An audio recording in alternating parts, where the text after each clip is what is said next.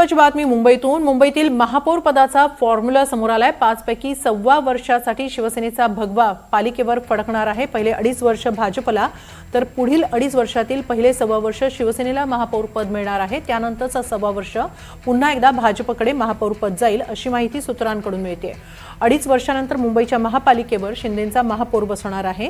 महायुती समन्वय समितीत शिंदेंच्या शिवसेनेला भाजपकडून मुंबई महानगरपालिकेच्या महापौर पदाचं आश्वासन देण्यात आल्याची विश्वसनीय सूत्रांनी माहिती दिली आहे। पहिल्या 2.5 वर्षांच्या टप्प्यानंतर महापौर पदासाठी भाजप आणि सेनेत 1.25 वर्षांचा फॉर्म्युला ठरलेला आहे। याबाबत अधिक माहिती घेऊया आमचे प्रतिनिधी देवेंद्र कोल्हटकर यांच्याकडून। देवेंद्र, काय अधिक माहिती?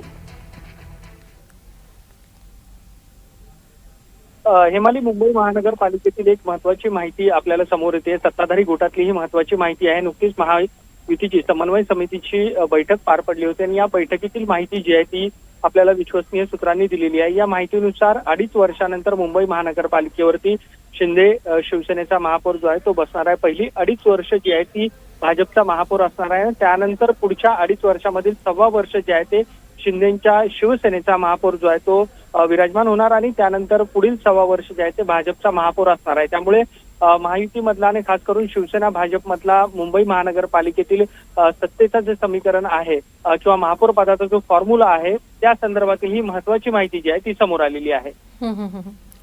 धन्यवाद देवेंद्र, आपण दिलेल्या या माहितीबद्दल।